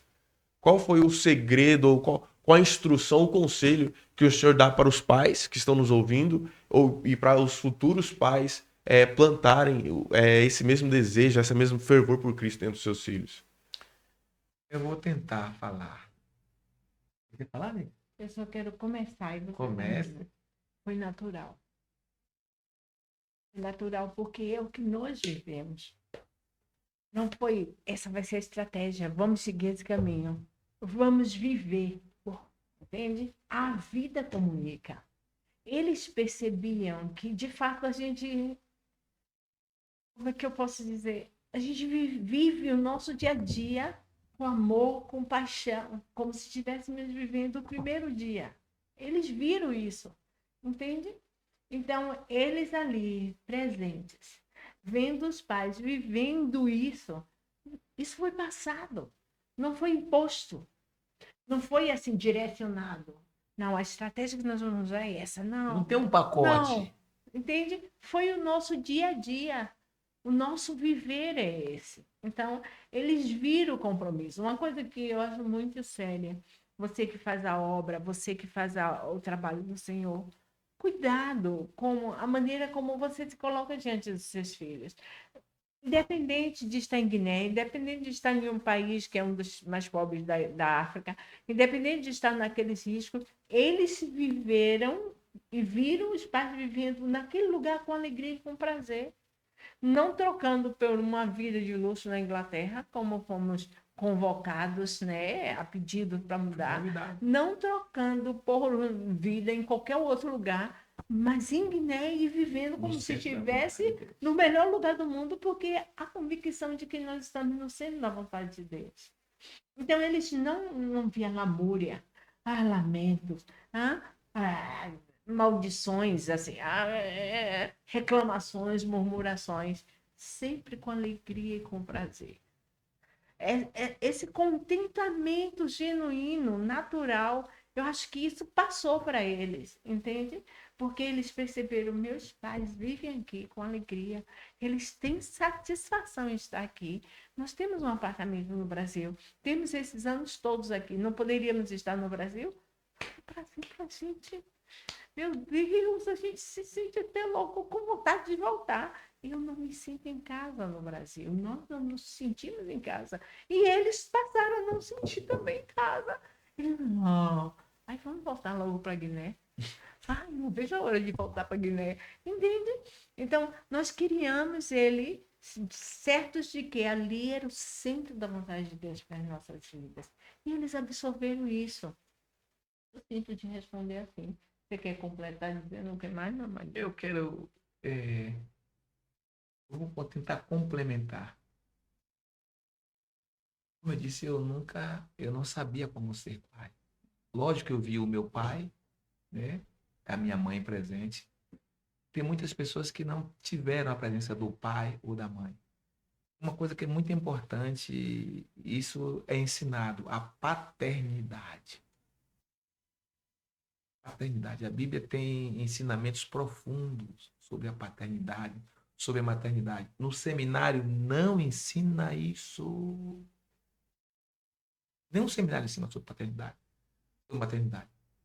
Você tem que querer aprender com Deus e na Bíblia os princípios, né? Então eu disse, Senhor, eu quero ser um pai, assim como o Senhor. Lógico, é muita petulância da minha parte, muito atrevimento, presunção. Mas o que é que eu diria? A minha identidade como homem de Deus, a identidade dela como mulher de Deus, é isso que nós passamos para os nossos filhos. Vivendo a cada dia, né, na presença do Senhor, chorando, se alegrando, mas nunca se queixando. Nunca nossos filhos viram a gente se queixando por estar no campo. Pelo contrário, era momentos de quando ele, inclusive, colocou no TCC dele, só um conselho que eu dou para vocês, pais. Não fique que nem meu pai, porque meu pai ficava 2 horas a fio na hora que a gente começava a meditar, por conta da faixa etária de idade. Sim. Então, o conselho é: você é um homem de Deus? Você é uma mulher de Deus? Então, transmita isso para os seus filhos do dia a Passe esse dia. legado. Passe esse legado. Deixa Uma eu geração contando contar a outra geração os feitos do Senhor. Salmo 145, versículo 5. Então, é isso que nós fazíamos. Orando, vamos orar? Vamos. Jejuando, meditando, praticando, perdoando. Quantas das vezes eu perguntei para os meus filhos: como é que você me vê como pai? Como pastor? Como amigo? Eu ouvi coisas que, na verdade, não deveria ter praticado, mas eu parava para ouvir os meus filhos. Papai, quero falar com você. Eu parava tudo. Mas como é que. Eu parava tudo para ouvi-los. Então, eles tinham a garantia e a segurança que tinha um pai presente, uma mãe presente. E a gente sempre trabalhou nessa linha, né? Na perspectiva de homem de Deus, mulher de Deus. Nós demos a eles responsabilidade. Cada fase da vida de Vitor, cada fase da vida de Adassa, nós estabelecíamos um limite. Agora você não é mais adolescente. Você é um jovem e tem responsabilidade. Então, eles foram ensinados a viver cada fase dependente de Deus. Naquilo que nós podíamos orientá-los, nós orientávamos. O que nós não podíamos, vá orar, meu filho. Vá buscar em Deus. E isso foi nosso viver. Tanto é que eles querem voltar para o campo. Eles não querem. Eles estão no Brasil, lá no seminário. Quem conhece, quem vai ouvir a gente um dia, esse podcast, eles não são considerados como brasileiros, como guineenses. Eles amam a Guiné-Bissau. É isso. Qual é o legado? Viva a sua identidade como homem de Deus, sem medo. Agora, ande com ele. Saia com ele. Abrace ele, diga: eu te amo, meu filho, eu te amo, minha filha. Você é especial para mim. Ouça ele, chore com ele, se alegre com ele, participe, se envolva na vida de seu filho. Porque eu me lembro, eu quero finalizar. Eu me lembro que o próprio Deus disse assim: olha, esse é o meu filho amado, em que eu me comprazo. Na segunda fase, ele diz, esse é o meu filho amado. Ouçam ele. Deus deu a eles. Ouçam ele. Quer dizer, a identidade dele. Deus aprovou. Então aprove o caminhar com seu filho. É isso, pai. É isso, mãe. Deus abençoe vocês. Amém, pastor. Olha, pronto, como o senhor disse, nós já estamos caminhando para o fim, mas eu achei que é pouco tempo. Eu não sei quando é que os pastores vão ter a oportunidade de estar aqui novamente em Portugal, mas já quero deixar agendado com vocês para vocês voltarem aqui. Ok. Ficou muito assunto ainda para ser falado. E nós nos conhecemos agora mesmo. Eu pedi ao pastor, a pastora me falou: olha, nós temos um casal de amigos que vai estar vindo aqui, falei, missionários e tudo mais. Não, pastor, então olha, nós estamos com... Eu quero aproveitar já para conversar com eles e entender mais um pouco. Nós conhecemos agora mesmo e que história, que família, que pastores. Eu não conhecia, estou surpreendido. Isso daqui não é nada da boca para fora. Fiquei realmente impactado com a vossa história, com a maneira que vocês lidam as coisas, com a maneira que vocês vivem o evangelho, que é a palavra que mais eu posso relatar, é o que vocês falaram aqui bastante vezes, a autenticidade. Ser quem vocês são. Ser quem vocês são. Não... Onde nós estamos, se no Brasil, se na Portugal, se na Inglaterra, se na Guiné-Bissau, Jair é Jair, Dene é Dene. E nós vivemos isso, os nossos filhos a mesma coisa. Nós não mudamos, não temos capa. Ainda mais eu com 63, ela com 62. E o nosso trabalho, já que você deixou uma brechinha para mim, desculpa te cortar, não, eu sou oportuno, não oportunista. À vontade. Nós trabalhamos com a família. O nosso ministério, o que Deus nos delegou para fazer é alcançar as famílias guineenses para Cristo. Mas isso nós não começamos em Guiné-Bissau, começamos no Brasil. Então, alcançar as famílias, trabalhar com princípios, né? Papel do homem, papel da mulher, papel do pai, papel da esposa, papel do filho. É isso que nós trabalhamos, capacitando homens e mulheres para desenvolver as suas habilidades em Deus, com Deus, a partir de casa, no dia a dia. Então, noivos, o curso de noivos são 2 meses. Usamos algumas ferramentas do Ministério Casados para Sempre, como noivos, preparação do homem e a mulher para entrar no casamento. Esse curso é excelente. Agora tem uma nuance, um detalhezinho, é o quê? O curso são 2 meses, durante 9 semanas, onde você vai conhecer a sua futura esposa na perspectiva divina. Ela vai conhecer o futuro esposo na perspectiva divina. Porque as pessoas não estão sabendo enamorar. Estão namorando assim com os olhos fechados. Só abre o olho dentro do casamento. Uai, você me enganou. Eu não sabia que você era assim. Pensei que tinha casado com o príncipe, afinal o príncipe foi embora e ficou cavalo. Porque não sabem namorar na perspectiva divina. E o namorar é conhecer o outro na perspectiva de Deus. Confrontar. Saber se ela é uma pessoa ensinável, se eu sou uma pessoa ensinável. Saber os meus valores em Cristo. Para que dentro do casamento ela tem que me aproximar de Deus. Sim. Eu tenho que aproximar ela de Deus. Se no namoro essa mulher bonita, elegante, não me aproximar de Deus, sinal amarelo. Atenção. Porque nós temos que entender de que o nosso casamento é com propósito. Deus não junta pessoas porque são bonitos apenas, mas porque Deus tem um propósito maior na unidade de vocês dois. E dentro do casamento, são 3 meses de aula.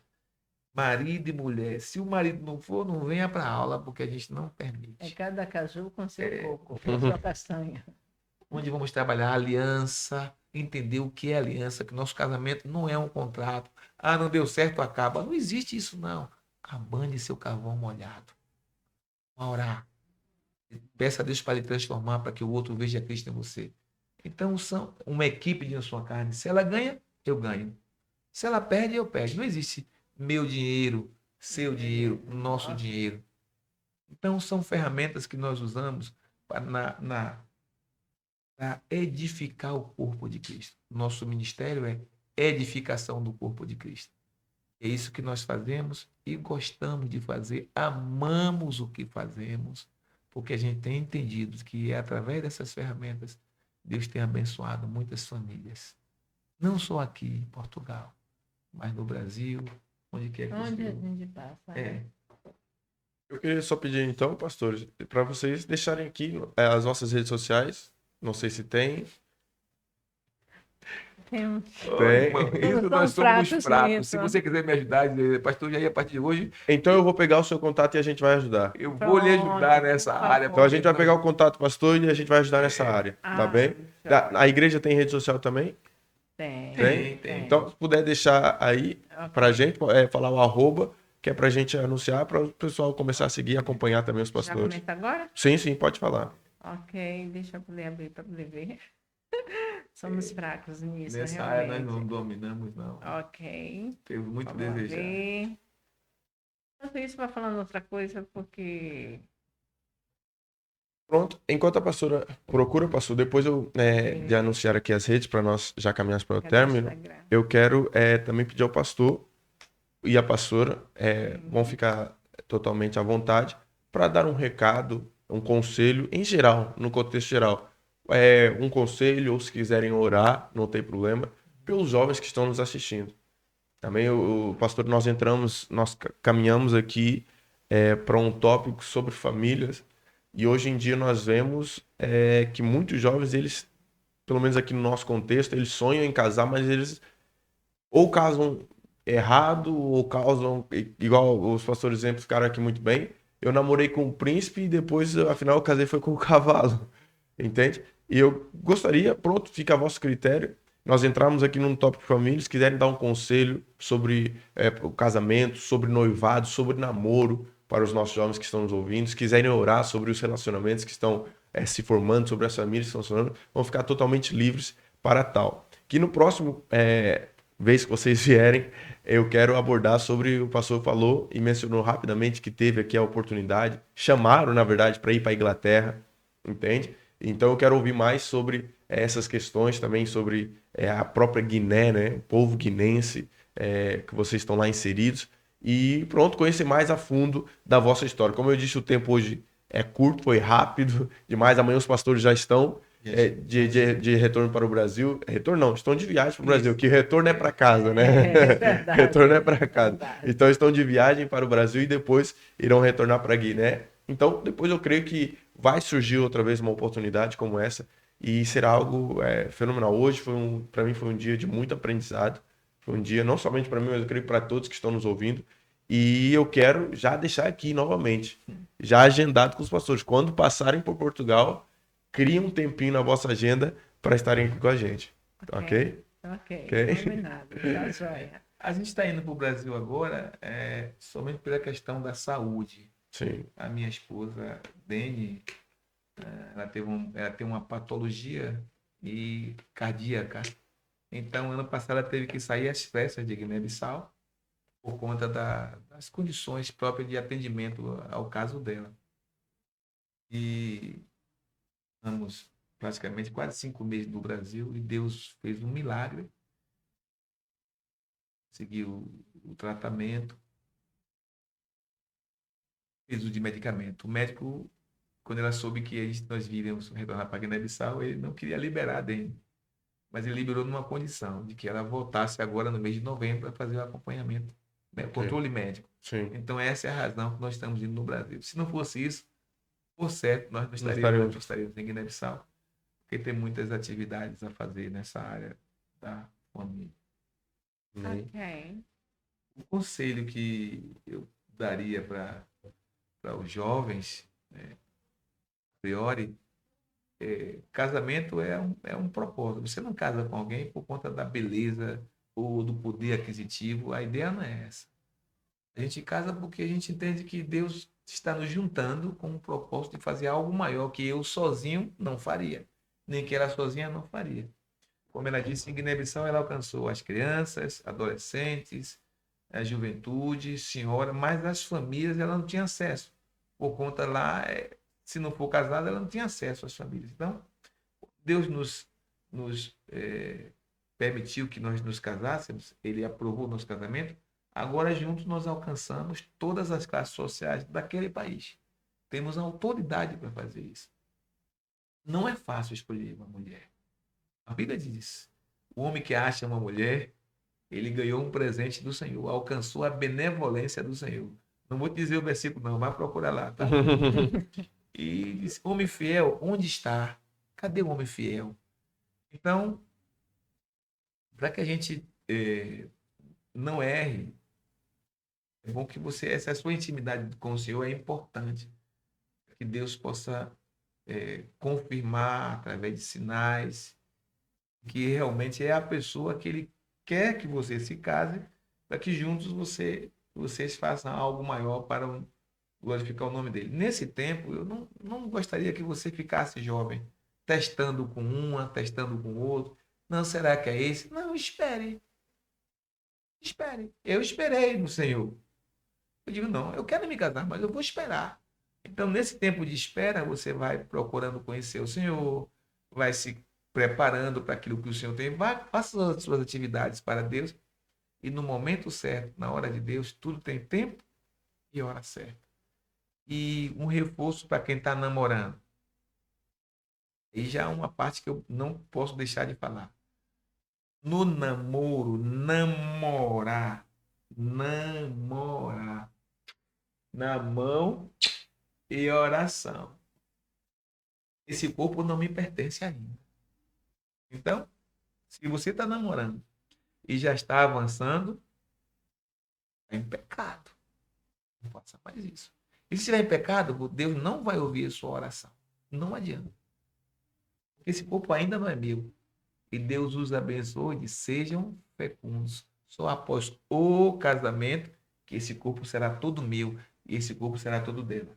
Então, se você está nessa fase, achando que é normal, tem que se arrepender, recomendo a você que peça perdão à sua namorada, peça perdão ao seu namorado, chame o seu pastor, diga, pastor, olha, eu não tinha esse entendimento, mas ficou bem claro.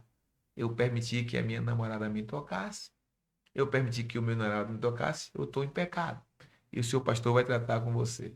É duro, né? Mas é a verdade. É assim que a gente funciona, numa boa. Porque nenhum casamento, nenhum pastor, nenhuma autoridade, ele vai abençoar um matrimônio que está em pecado. E tira o pecado é o quê? O arrependimento.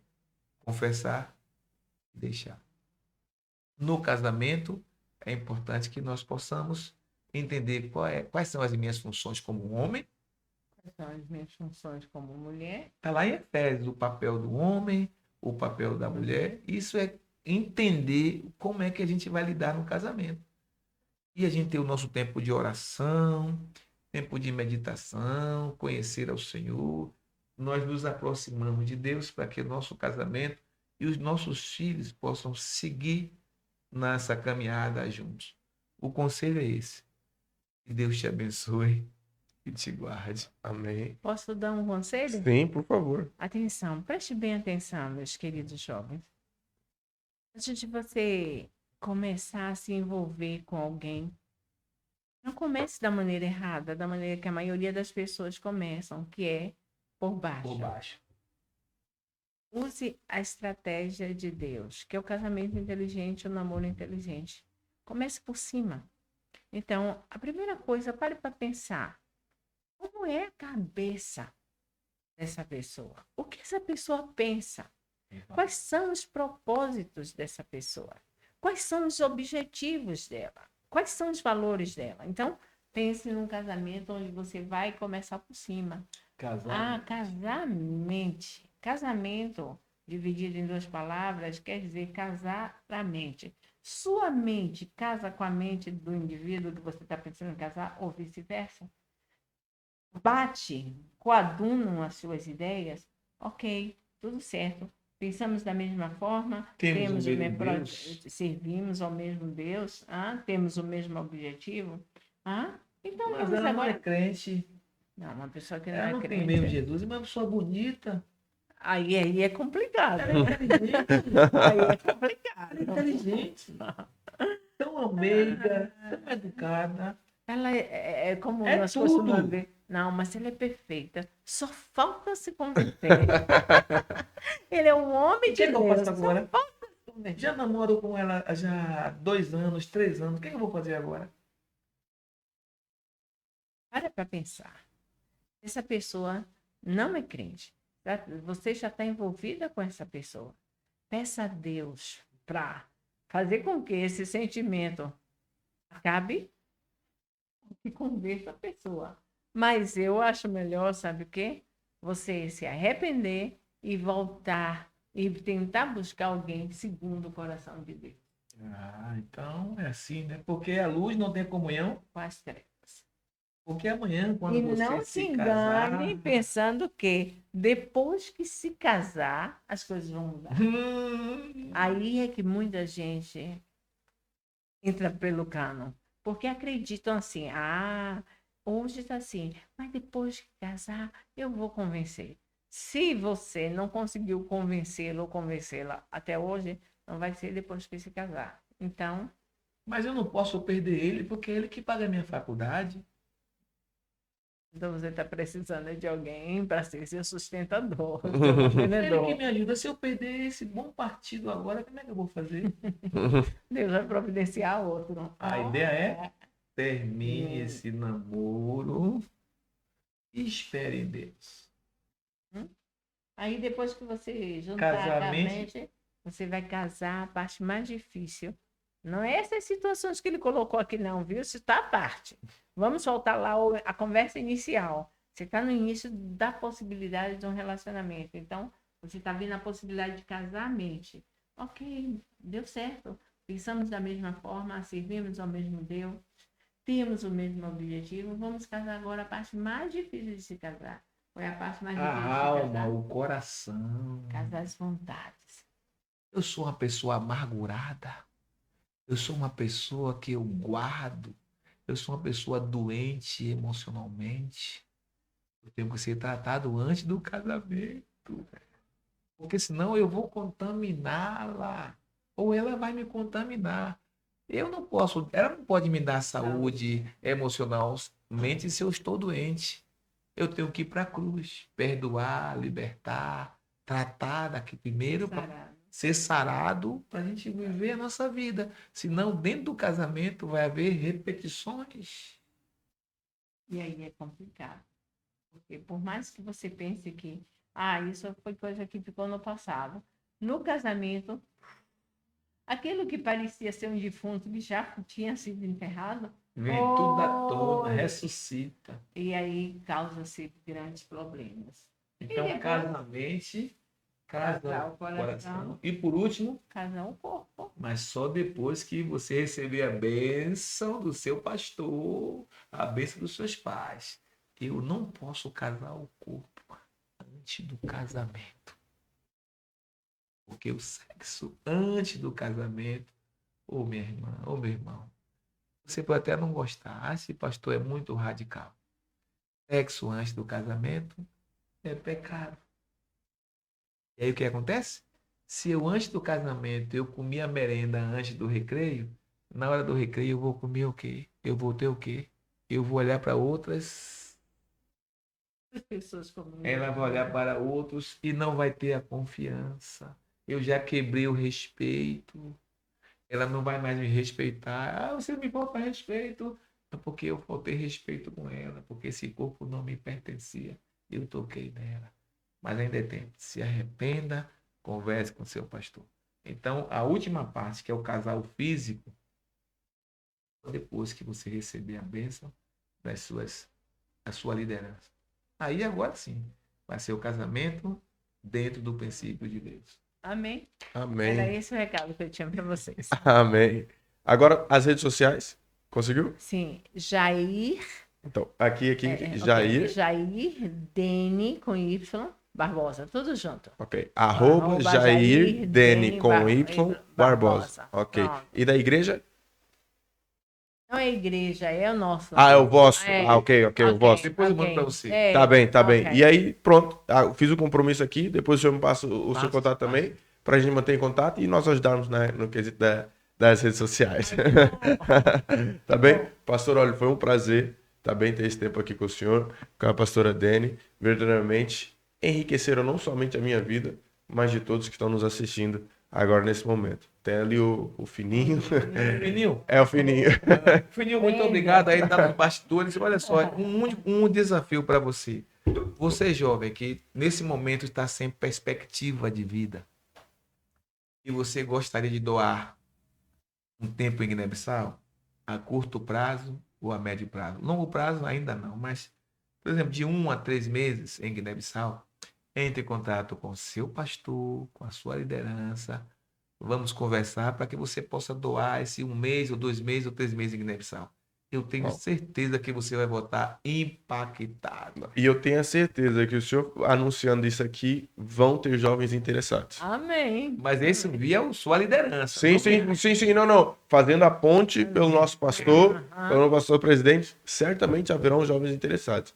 E aí depois provavelmente vão, quem tiver interesse, antes de chegar no pastor presidente, falem comigo, tá bem? Que depois eu oriento e nós agilizamos isso para vocês passarem ali 1 a 3 meses em Guiné-Bissau servindo o reino de Deus juntamente com os nossos pastores, tá bem? Que eu sei que será bênção para vocês, bênção para eles e bênção para o reino. Amém. Tá bem? Amém. Pastor, olha, muito obrigado, pastora, muito Obrigada obrigado por a esse você. tempo.